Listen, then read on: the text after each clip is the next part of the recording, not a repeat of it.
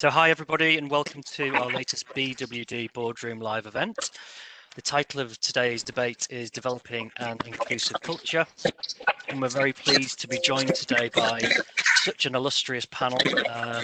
There's some real passion about this subject, as I'm sure you will see very shortly. Chairing the meeting today is Steve Butler. Steve, CEO of Punter Southall Aspire and author of a number of management handbooks on the subjects of inclusion, diversity and well-being. Joining Steve, we have Lorimer, who's a chartered financial planner and director at London Capital. We have Rohan Sivajoti, who's founder of NextGen Planners. We have Kate Richardson, who's head of inclusion and well-being at Quilter. And last but by no means least, my colleague, Joanne McPherson, who is a client director at BWD. If anyone has any questions, please do put them in the Q&A chat box and we will pick them up and put them to Steve and to the panel. But before I pass you over to Steve, who will guide us through today's proceedings, I just wanted to say a few words.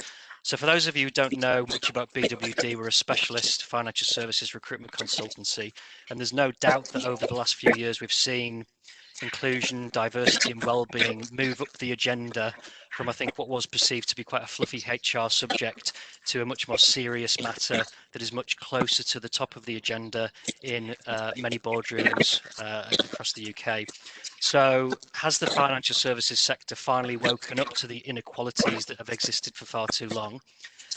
So let me hand you over to Steve, who will no doubt try and shed some light on the matter. Over to you, Steve. Thanks, Alistair.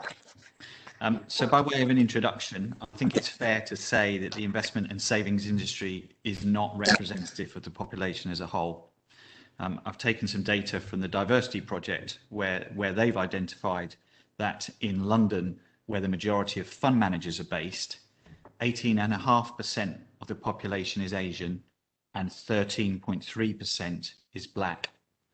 Yet in the fund management industry, 10% of individuals identify as Asian and only 1% as black. While female employment rates across the board in the UK are not far behind their male counterparts, the proportion of female fund managers in the UK has been stubbornly low, hovering around 10% for the last 4 years. And in fact, only 4% of money managed is run exclusively by women. So in our panel discussion today, we're going to discuss how developing an inclusive culture is a critical part of dealing with the diversity challenges that we face in our businesses and as an industry.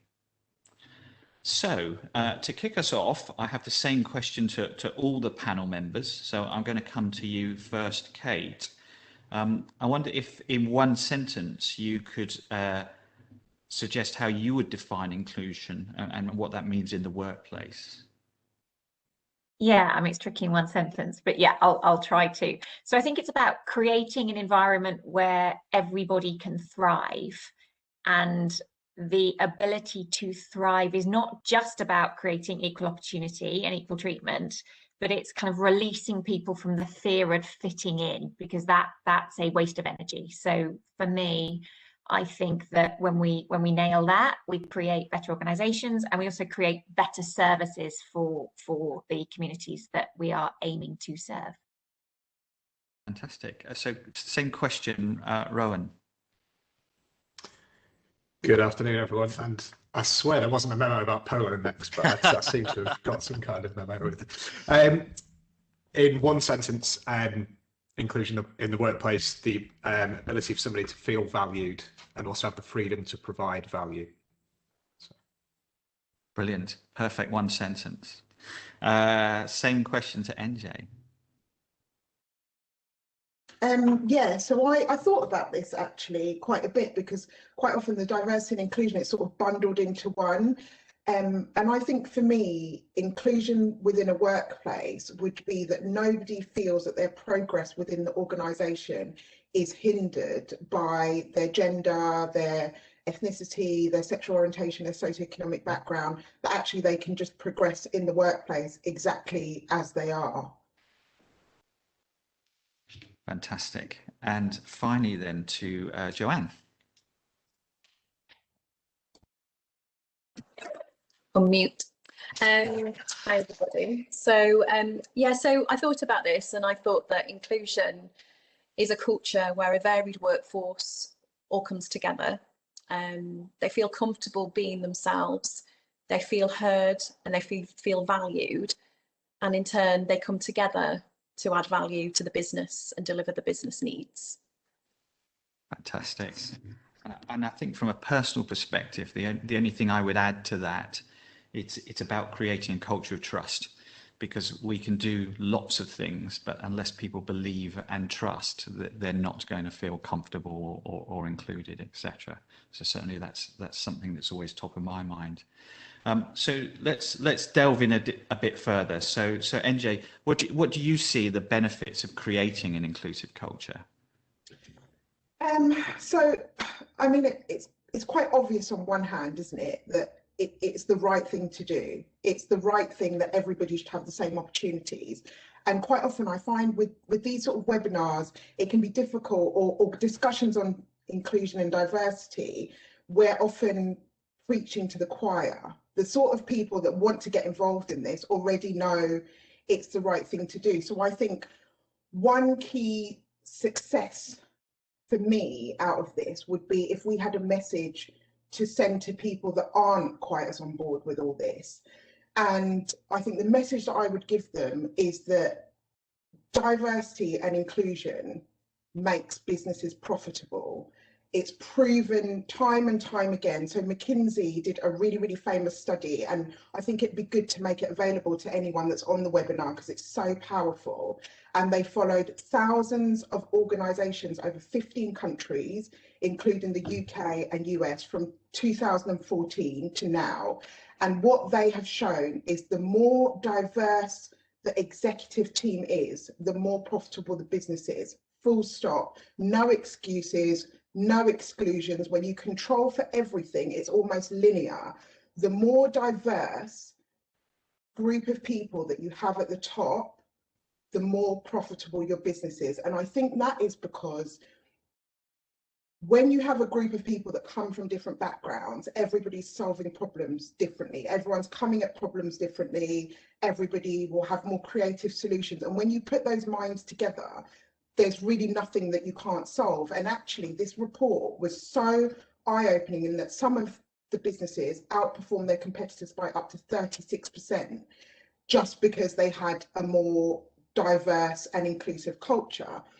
And that being said, I think when we think about, you know, how much effort we all put into trying to attract more clients, trying to grow our respective businesses, actually, if someone said to you, you can slash that effort by 2/3 and just make your leadership team more diverse, who wouldn't do that? And the proof there is in the pudding. So I think that, yes, obviously it's the right thing to do, and nobody is going to stand up and openly admit that they think it's good that our industry is very white and male and upper class and privately educated. Nobody's going to say that. You know, everybody's going to say to you diversity and inclusion is a good thing. But actually, the data shows that that's not how people think. That's not how people act when it comes down to hiring and firing. So if I could have everybody that's watching the webinar to have one takeaway, to go back to people who aren't quite on board with this, it's just to tell them that it will make you more money at the end of the day. More money means it's good for everyone. We can hire more people, we can do more, we can deliver better for our clients. So yeah, it's simple as that for me, really. Yeah, and there couldn't be a stronger business case than that. So Kate, when we spoke before, you mentioned to me that the starting point for this journey with your organisation was data, and how you use data to sort of face up to the diversity issues. Do you want to talk through what you did and the challenges that you faced along that journey? Yeah, I was happy to. So I think it was important for Quilter that we approached this in a way that was authentic, but that was also really kind of long-term and sustainable. So what that meant for us was holding ourselves to account, being able to be transparent internally with colleagues, but also transparent externally about where we were at. So how were we doing so far, an acknowledgement that that wasn't good enough, we wanted to do more, and then kind of being able to track progress and hold ourselves account to that progress. And the data enabled us to do that. You know, as an industry, we spend many man hours, people hours on kind of profiling our clients, collecting data on our clients so that we can better serve those clients, so that we can make sure our products are right for those clients. Yet there was no way we could be serious about inclusion and diversity if we didn't look to at least understand what our existing population looked like and really be able to kind of delve into and what are the barriers for that existing population. So we set about creating better diversity data. So we already had diversity data, but we had really low uptake in individuals filling out that data. So telling us, trusting us enough potentially to fill out that data, particularly around ethnic diversity. That's where we had a big gap, ethnic diversity and sexual orientation, actually. So we identified the three things, or the three reasons that we thought people didn't kind of input that data. So number one was about apathy. So why should I tell you this data? Because you're not going to do anything about it, because you've never done anything about it. So I'm apathetic because you as an organisation have been apathetic.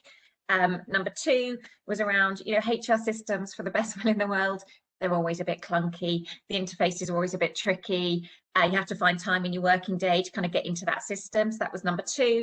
And I think number three was around fear and distrust. And that's a really legitimate response. It's based on years and years and years of kind of discrimination and mistrust around where that data goes and what's it used for. Why do you need it? Is it ever going to be used for good? So we targeted those three reasons. We used voices from the top of the house. So we used our CEO and our exec sponsors to talk about what we were going to do about that with that data, and to make commitments around being transparent, being authentic. If you trust us to tell us this data, we will transparently talk to you about how we're doing and what we want to do better. And then we also used our employee networks to again build that trust. So it's much more powerful if our Together with Pride employee network talks about why it's important to go into a system and tick LGBT plus. That's much more powerful than if a straight CEO talks about it. So we tried to prove that we're not going to be apathetic. We tried to prove through various kind of communication channels our long-term commitment and the need for colleagues to trust us, and that only by trusting us were we able to prove that we weren't apathetic and we were committed to long-term change. We used our employee networks to try and neutralize some of that fear and that mistrust. And then we also created endless guides around how to get onto the system, which screens to go through, which buttons to push. And we even had exec members hold entire team meetings whereby they shared their screens and showed, right, you press this button, do it along with me, and kind of worked it that way. We're still not there. So from a racial inclusion perspective, from ethnicity data, we're at 85%, which is fantastic. And that means we've been able to publish our ethnicity pay gap, so paying back that trust with the transparency that we promised. But around sexual orientation, we're still only at 65%. So that shows there's more work to do actually around trust us. We know that this is a kind of a leap of faith, but trust us. And I hope that as our long-term commitment continues to be proven, that data will continue to improve. Fantastic. And I know as a business leader that the data is a challenge. I mean, you've put a very strong case across there, but I think for lots of businesses there are a number of challenges in there. So Joanne, I mean, you come from an HR background. What are the HR challenges around collecting data? Wide and varied. So echoing a lot of Kate's points, actually, that the main challenges that we faced in my previous role when capturing data was the complexity of it, how diverse, so many different data streams that you could be collecting. What should we be collecting? When should we be collecting it? And how should we be processing that information? And that's across the entire life cycle of an employee, right at the point of recruitment, right through to exit interviews, departure.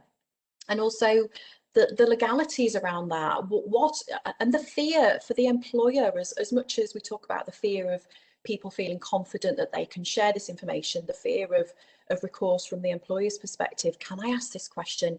What's the right language to use? Can I capture this information? And how we process it. And also, like you said, that people feeling that they can share and building that trust. And also sizes of HR teams as well, you know, the likes of Quilter, you know, you've got so many specialists within a specialism, but more of a HR generalist who's trying to ensure that they're doing the right thing, but how do they spend the time digging into all of the data, having the relevant systems and processes, and being able to go to their board and be able to show that there is a business case for making change and driving forward strategies and showing the benefits of, we spent all this time capturing this data, let's actually do something positive with it and show that we are standing by what we've said we were going to do in the first place. So that's been my experience of it, working probably in a smaller HR generalist team. Okay, that's been very helpful. So kind of moving on from the data point, Rohan, what steps have you taken in your organisation to and encourage an inclusive culture? Sure, Steve. Yeah. So NextGen Planners, ours is about giving people a voice. We want to be able to give people a voice who haven't usually got a voice within the profession. And part of that is with our annual conference, which is actually delivered by our members. So we put them through speaker and influence training for 5 months prior to it, which is all completely free of charge. We have equal split in terms of gender diversity, representation from ethnic backgrounds, different sexual orientation, etc. Because what we want to create, and at the conference we do like 10-minute TED Talk style presentations, and we invite loads of like events managers along and that kind of thing. Because we feel that if we're going to change the dial on financial services, it can't be the same people going and doing the same talks at the same conferences. We all know the faces that do the rounds.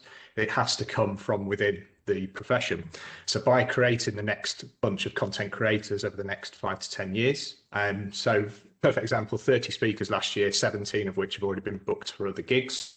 We've got 120 this year, so just broadening the diversity piece across the US, Australia and South Africa as well, so 30 from each jurisdiction, which is awesome. In terms of the other things we're quite proud of in terms of inclusivity, 35% membership is female, which is pretty big in terms of financial services.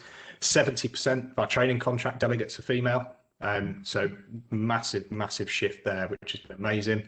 And we're also doing some things like we've got 10 university boot camps, which are completely free this month, where we put employers in the room with delegates and to be able to offer a little bit back in terms of bringing, again, through a bit of a younger crop and a more diverse crop.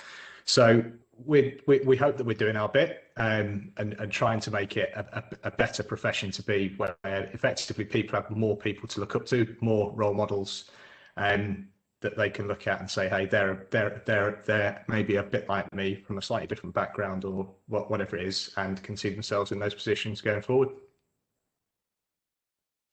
Okay, that's quite a different approach, and what I haven't seen in other organisations. For my own organisation, we're a business that's grown through acquisition over the last 5 years, and we've acquired regional financial planning firms and integrated them to build a sort of national financial planning business. And we ran the risk of being exactly the archetypal problem that the industry was facing. You know, I had an executive team of 8 white men in their 50s. So a few years ago, I sat down and said, well, how do I solve this problem? I can't fire my executives just because they're white and male. So I had to think about a different approach. So what I actually did was disband my executive committee and replace it with a series of operating committees across the various divisions of the business, which allowed a much broader cross-section of people to get involved in the leadership and strategy setting of the business. And we went from, you know, no women involved in strategy to 38% of the team involved in strategy.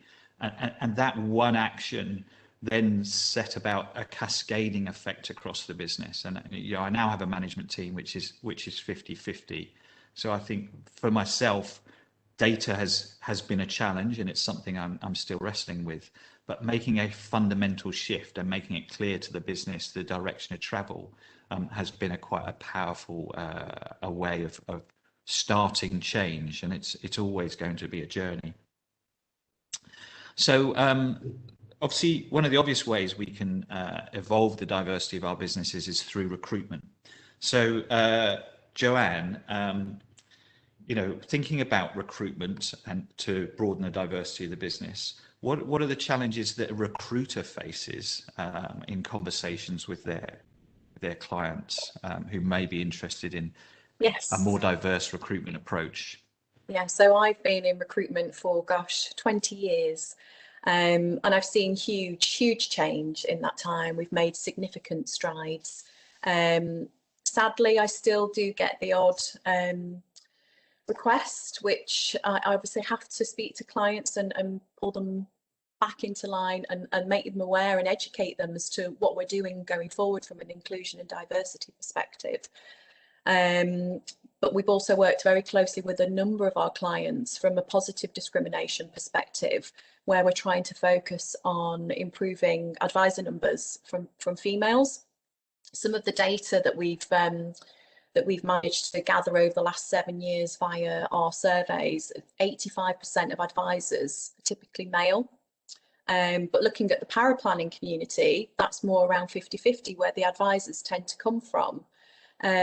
What I've also done with a couple of my clients is we've worked on workshops as well, where we go out to local schools and we talk to them around financial planning and the benefits of working within financial planning, understanding their own financial planning for the future of their own lives. And also a couple of my clients are working on academies and also offering apprenticeship schemes to start to study RO1, RO2, so broadening people's ability to access financial services as a career, not necessarily someone who's, like we said, typically male, white, from a with a graduate background. So there's lots of really positive things that we've been helping our clients to get involved with and opening up and making people more aware, more educated about financial services and diversity and inclusion. Wow, that's fascinating. So Kate, as quite a large employer, what are the challenges that your organisation faces with recruitment, and how should employers approach recruitment from a diversity perspective? Yes, so I think it's a tightrope, if I'm honest. So I think what's really important is it's important to verbalise your commitment. So whoever you need to verbalise that to, you need to verbalise it. We are committed to finding more diverse candidates. We are committed to building a diverse talent pipeline. And that's not for us about positive discrimination. It's about verbalising a commitment. We recognise that at the moment we are not diverse enough. At Quilter, we're focusing on an inclusive environment because we know if we create an inclusive environment, then diversity will thrive organically. We will find more diverse candidates, and diverse candidates will do better within Quilter. But I think there are a couple of things a couple of levers that you can pull that make that recruitment more productive in terms of diverse candidates. So I think it's about making sure that your website, making sure that you have statements, making sure that you're talking to whatever external recruitment partners you work with and say, you know what, we are absolutely open for business for diverse candidates. We are committed to creating a good culture. We're committed to I&D. It is not something that is kind of a HR activity. It is something that's owned by the business, and we're committed to it, number one. I think number two, you have to have visible role models. So, and those visible role models have to be comfortable talking about it. So I'm gay, I'm married to a woman. The first time I meet almost anyone, I find a way to tell them, not because it's the most interesting thing about me, because it really isn't, but because actually I might make a positive difference to somebody, and to everybody I am cueing that I feel comfortable in this environment telling people that I'm gay. So I think finding visible role models and making sure those visible role models feel comfortable, not that it defines them, but that they feel comfortable and that they're willing to cue that they feel comfortable. I think it's about challenging some of the really kind of old-fashioned language that we use around recruitment. And I blush at the idea that I used to do this too. We talk about fit, we talk about kind of charisma, we talk about gravitas. A lot of those terms, polish, you know, a lot of those terms, they don't have a place in the way that we recruit in a new world. It should be around kind of capability and skill set. And kind of recognizing that we need to reframe the narrative around the way that we recruit. And I think crucially for me, it's about recognizing that there is not, you know, it's not that diverse talent is sat there waiting to be recruited. It takes longer, it's harder. You have to be more open-minded around potential previous employers or around kind of existing skill set, and you have to recognize that the recruitment takes longer and you have to invest in it. And I encourage all employers to recognize that, but to do it still, because I think, as has already been spoken about, the commercial benefits, the benefits in terms of the kind of environment that you create, the conduct risk, etc., you are paid back tenfold. But you have to recognize that recruitment takes longer and it requires a bigger investment. Yeah, absolutely. And I think the time issue is not to be underestimated. You know, as you say, the pool of people just isn't there. And perhaps they haven't been looking for you as an organisation. So I think for everyone, that's a key issue. So once you've joined an organisation, I think that the next biggest influence on any employee is their line manager, and that really impacts their working experience. So NJ, how should we be educating our line managers?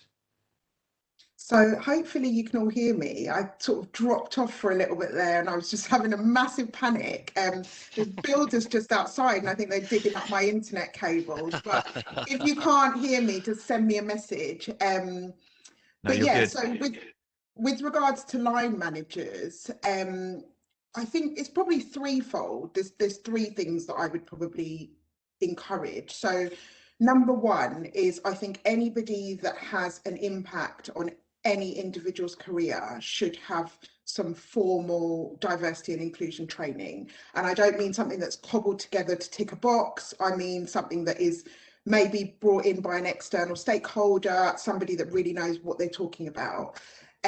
Number two would be, which is probably included in that a little bit, would be some unconscious bias training, because I don't know about you guys, but people are always so quick to tell you how they're not racist, they're not sexist, they don't have a homophobic bone in their body, they love everyone, but actually the data shows that everybody's lying, right? Because actually, if we were all that way, then we wouldn't be having these sort of webinars. So I think it's really important that people understand their unconscious biases, because we all have them, all of us, you know, even me as a Black woman, I will have some.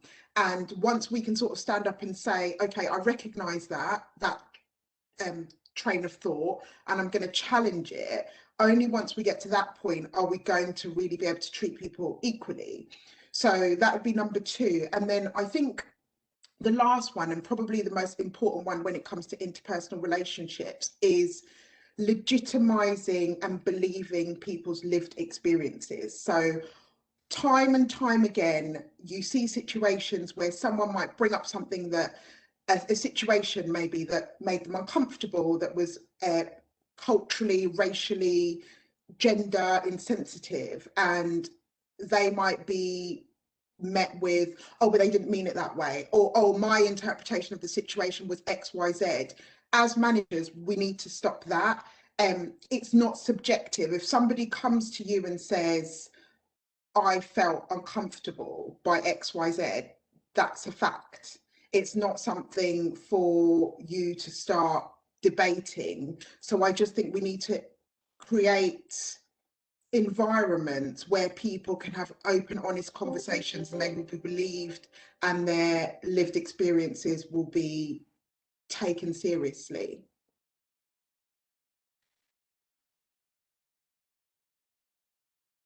Probably amongst our middle managers, there is a fear of getting things wrong. So as an environment within the business, we've got to acknowledge that we will all get things wrong along the way, but we're on a journey to learn together, so that it goes beyond the line managers to the full business. So throughout the conversation today, the word kind of role model has kind of been dropped into the conversation a kind of few times. So I just wanted to kind of go into that a little bit more. So Rohan, when we've spoken in the past, you've mentioned to me that your father was a clear role model in the industry. So really interesting to hear that, and you know, what you think about role models, and ultimately, you know, who's your role model now? Who do you kind of use as a role model in the industry or outside the industry? Question. Thanks, Steve. Yeah, so to give that a little bit of background, so my mother's English and my dad is Sri Lankan, and he worked in the insurance industry from a very young age, and he was the first broker consultant in the insurance industry of colour within the UK. And it was a major insurer that he was at, so he would go out, call on firms, all of that kind of thing. But it took him an awful long time to get there. And the reason it took him an awful long time to get there was because of the colour of his skin. And this was later acknowledged by a manager. So his manager, 10 years after my dad had retired, sent him a letter. So got in touch with him, got his details, because it had obviously been eating away at him, and sent him a letter apologising, saying that he was overlooked time and time again for promotion because of the colour of his skin, and he was scared to promote somebody of colour because there hadn't been somebody in that position before. So, you know, hearing from my dad, and by the way, he absolutely smashed it. He was a complete like trailblazer, nailed all his targets. He was one of the absolute leading lights, and his sort of drive and commitment is massively inspirational for me, and I hope it did for others along his sort of journey as well. But in terms of personal role, so this is a huge thing with like role models, right? Is that I think this is massive, because you want to see people like you in those positions, so in senior positions, and that to think that you can be able to get there. And so when I look at personal role models, definitely not from his personal life perspective, I should caveat this with, but people like Tiger Woods, who have, you know, gone through serious adversity and just trying to get to accepted within the golfing community and all the rest of the way that he completely changed the sport and everything, is, you know, hugely respectful. The way that Muhammad Ali changed boxing, things like that. And these kind of people have something in common, which is colour. And that's something that I have, so it's something that I tend to gravitate towards. And, you know, I think we spoke about it a little bit off air, in that that's kind of where I want to kind of end my career, is hopefully at some point having been a bit of a role model to somebody else, and hopefully having somebody who's perhaps looked up at one stage and said, you know, I can do that, I can sort of get there and do this kind of role.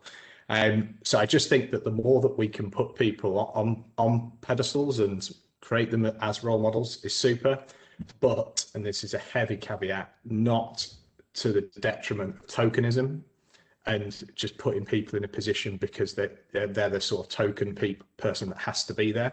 I recently interviewed for a board position at I won't even say the sport, at a club of a sport, and it was an hour-long interview, 40 minutes of which I was asked about my ethnic background, and it was quite clear I was there to tick a box, and I gave them that feedback and said that I wouldn't be accepting at any position. And we just have to be very careful that it's not to the detriment of tokenism. Having said that, I'm massively bullish on inclusion, diversity and everything else, because think about the things that like my father went through. Fortunately, throughout my working life, I haven't had to go through that, or not that I'm aware of. You know, even the societal impact, my father was, you know, Sri Lankan man going out with a white woman, and the way that used to create friction. He used to walk into pubs and he said he'd be punched in the face before he got to the bar. Like things like that, I don't have to go through. So it's really important to know that whilst there's still a lot of progress to be made, we've come an awful long way, and you know, I'm pretty bullish on the future of diversity and inclusion.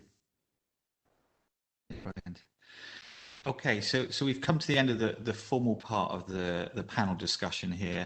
Alistair, you were monitoring questions coming through the Q&A. Is there anything interesting coming? There's a couple of things, Steve. So first question is, do you feel that the pandemic has improved the opportunity to recruit diverse individuals, e.g. remote working / flexibility? So that's Who wants that to one? anyone who wants to take that I know one. from a personal perspective, you know, I have 11 regional offices across the UK. And our recruitment historically has been very focused around those regional offices. That's changed. I've actually closed some of those regional offices now and created some administration hubs, which then means from a recruitment perspective, I have no geographical boundaries. So from a talent perspective, I can kind of go anywhere and recruit anyone. And that is an absolute shift because of the pandemic. I don't know. Does anyone else have any? I think that's been echoed with Joe will hopefully back me up with what our clients are telling us, and that the boundaries are now sort of disappearing. Certainly for front office roles, you know, do you really need to be in that office, or can you work remotely? So I think we're certainly seeing that. Yeah, I would agree. Yeah, and also hours as well. There's greater flexibility shown. I do a lot of compliance recruitment. So gone are the 9 till 5 days, and we can help people that, for example, I'm a single mum. I need to go do the school run. I need to work flexibly around my children, and more of my clients are opening their minds to flexible and agile working, which is a real positive. It's humanized us as well, you know. So we all see inside each other's homes. We've met each other's pets, partners. We know each other's kind of decor choices. I think that has got to be a benefit from an I&D perspective, kind of the removal of the outfit that is often kind of to do with hierarchy and this fear of fitting in.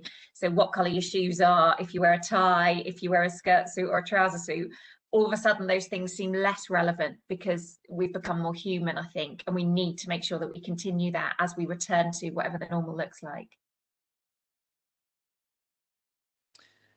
I have another question, Steve, if we want to go with that, and it's actually to you, Kate. I don't know whether we're touching on that already, but someone has said, what does Kate think will change in the next 5 to 10 years if D&I is on the agenda for most businesses? What will a landscape look like 5 years from now, and will that cause other issues / bias? So what I hope it looks like, and what I will continue to work towards it looking like, is inclusion becoming more important than diversity, and that we create a culture whereby everybody can be themselves, and it ceases to be about, she said after just talking about data, but it ceases to be about the data, and it becomes more around the fact that we are naturally more empathetic with each other, we're more open-minded. Because what that means is the big fear that I would imagine is kind of perhaps being thought about by the person that raised this question is, do we accidentally disenfranchise or turn off white, middle class, straight men? Do they almost become the villain? And that is absolutely can't be the case. That's the wrong outcome. The right outcome is everybody can be themselves. We have all at times felt like the odd ones out, or that we don't fit in. Like nobody has not had that experience. And so what I hope is that D&I becomes about creating an inclusive, healthy, empathetic culture whereby you can be an introvert or an extrovert, you can be a member of a working family or not, and that becomes that inclusion is good for everybody. That's what I hope it looks like in 5 years' time, and that actually, without putting myself out of a role, I&D roles cease to exist. It becomes about, you know, a head of culture, for example. It becomes about creating a good culture as opposed to specifically being about I&D, at which point I'll be looking for a new job. So I've offered this way. Another one which has come in with circa 85% of financial planners currently being male, but the gender split consistently sitting around 50-50 in paraplanning, brackets the normal breeding ground for new advisors. Why are we still to see those female candidates filtering through into advisor roles? I'm happy to jump in here. Go on, Rohan. Because my argument is it's coming. I mean, 70% of the people in the training contract with us are female, and it is absolutely coming from what we can see, because the way that we promote financial planning as a career, and we feel like everybody should kind of take these 3 pillars on. First being the flexibility of the role, you know, the fact that you can work it around the school run. If you want to work evenings, you can. If you want to work weekends, you can, etc. There's some great flexibility around it. The second, and we should never shy away from it, is that it pays well. It absolutely does compensate you well. And the third of which is it's as enjoyable work as it gets. How good is it to be able to deep dive into people's lives, like, especially if you're a little bit nosy like me, but kind of like genuinely listen to goal streams, aspirations, make them happen, see them come to life, help people retire, sell businesses, whichever it is. And having those sort of 3 pillars of the flexibility, the pay, and enjoyable work, there's not many careers that can say that. So I think that message is starting to get across, and certainly from what we're seeing is a massive uptick in female candidates. Right. I'd probably add, for someone that's been in the industry for 30 years, back when it was 100% male industry, yeah, the industry has professionalized, and qualifications are now a key part of becoming a good financial planner. You know, as an organization, I only recruit chartered financial planners, and where I find chartered financial planners is in the younger demographic, which has a much more diverse pool of people in that demographic. So I would echo what Rohan says, that yeah, the future looks bright. Okay, we've got another question here. What does the panel think about age discrimination, especially those with more experience looking to take a step down in level? This is probably one for you, Steve, is it? It is. So I think, you know, diversity has many facets to it. It isn't just about ethnicity and gender and sexuality. There's a whole raft of things to it. And often age is the last thing kind of in the long list, but age impacts all of us, because we'll all age, and there are certain life stages which are very relevant to kind of different ages. So I think in planning your business and the kind of structure of the talent of your team, age has to be a consideration. And smart working, you know, it works for single parents. It kind of works for many of the segments of the workforce, and it equally works well for kind of an older demographic that don't want to kind of full stop retirement. So, you know, they want to kind of glide into retirement. So I think personally, at the heart of any inclusion and diversity conversation is flexible working, because it's the key element that pulls all the threads together and you know, works very well for the older age demographic that you've just mentioned. I think sometimes as recruiters, it's sometimes difficult to get the client to consider that candidate, because they're much more looking for the like person. So I don't know what your experience, Joe, is, but I know that I've had that in the past, where you might have someone that might seem overqualified for the role, and the client will tend to push back and say, oh, but they're going to get bored, they're going to get this, they're going to get the other. But actually, well, it's up to them if they want to do that. Joe, have you had any experience of that? Yeah, I've had lots of experience of this. How I tend to position it with my clients is there's less risk, because they're not necessarily going to want to be climbing the greasy pole. You get far more value and experience with that individual, but it is something that people do worry about, that they may get bored, they may have another opportunity presented. But it tends to work very well, specifically with my compliance professionals that I deal with as well. So yeah, it doesn't tend to be an issue for me to overcome any slight worries or reservations that my clients may have. But that might be more because it's compliance orientated. I'm not sure. I think it looks like probably fair to say that the pandemic has put work-life balance right at the centre of the conversation. And I think as an employer, that's certainly a consideration for recruiting anyone now, is the fact that they're willing to say, this is the work-life balance that I want, and I will only work for you if you provide it to me on that basis. I think counters that argument of they'll get bored because they've selected a particular role for their work-life balance reason. And Steve, there is evidence to suggest that an age-diverse team is more successful than a non-age diverse team, isn't there? Yeah, there's a great book on that. And just to add to this, I think what's interesting about this question, because again, my thing with all of this is I want a message for people to tell those that aren't tuned into how important this is. And questions like this just show that diversity and inclusion is not about Black people, women, Asians, Muslims, gay people. Do you know? It's actually, it will help everybody. So this has just got me thinking, we'll all get old. 1 in 3 of us will have some sort of mental health issue at some point in our life. Most of us will have some sort of physical health issue at some point in our working lives. So actually, another message which I think would be good for people to take away from this is, number one, that you will make more money. But number 2 is that if you work in an organisation where this is important, at some point you will benefit from it too.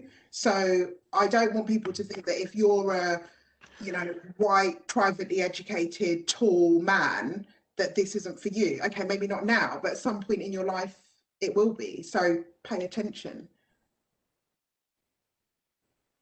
I think probably the final question, Steve, which has kind of come through, and maybe Angie, you could pick this one up, is it time to lose the term positive discrimination?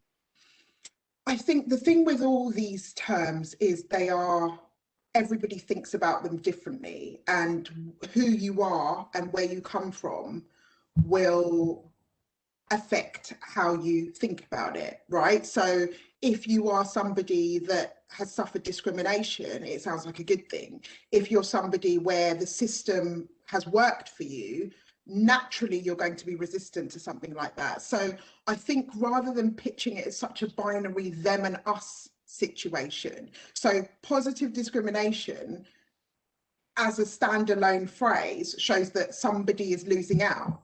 And that is something that I don't want anybody to think about D&I in that respect. Back to what I just said, is that nobody should be losing out. And actually, if we are hiring based on the ability of the individual, regardless of the layers of them and their personality, then it shouldn't be a problem. If once that person is in the organisation and we're allowing them to flourish and progress, regardless of that, again, it shouldn't be a problem. So I think the reason that D&I has been such a slow conversation up to this point is because it's considered as a zero-sum game. If one gains, someone else loses, and we need to just flip the way we think about it completely, in that we want to go from a system that has been designed to systematically exclude a massive group of people and actually exclude most people. So that's what we need to remember, is that the majority of people aren't privately educated white men. The majority of people are the other, right? So we've had a system that has excluded most people for most of the time. We don't want to flip that, so we're now excluding other people. We just want a system where everybody can benefit, and it's not a utopian fairy tale. It can exist. So I think terms like that just aren't helpful, because by the nature of it, it is implying that someone else is going to lose out, which is just not what it's about at all. Okay, so just to kind of, so thank you for that, NJ. Just to kind of to close then, I think it's been a fascinating conversation today. We have covered a very large subject, and we've only just scratched the surface in a number of areas. So I think for anyone listening who now wishes to learn more, I want to direct you to the Diversity Project. Their website is diversityproject.com. The Diversity Project is a cross-company initiative in the investment and savings industry, whose sole purpose is to champion and accelerate the progress towards a more inclusive culture in the investment and savings industry. It's 5 years old this year. It's making great strides. There are now 70 member firms who include asset managers, investment managers, consulting firms, and wealth managers. And they've built a significant annual program of events to help member firms go through this journey, acknowledging that we're all at different stages on this journey. And most significantly, it asks member firms to sign up to a set of 10 commitments to change. This isn't a challenge that we can solve as one individual or as one business. I think it can only be solved as an industry. So we attract the right type of talent into the industry, and we nurture the right talent through the industry. So that's my recommendation to anyone is for next steps after this call. You'll find a huge set of collateral there to support you. So over to you, Alistair. Thanks, Steve. Well, look, thanks to Steve, thanks to all the panelists, and thanks to everybody for attending. It's been a really insightful, passionate discussion, and I'm sure this one will continue long into the future. As a final thought, though, I think we may not be the generation to witness the level playing field, far from it, but we've certainly been the one that started the debate. So thanks to everybody, and have a good day.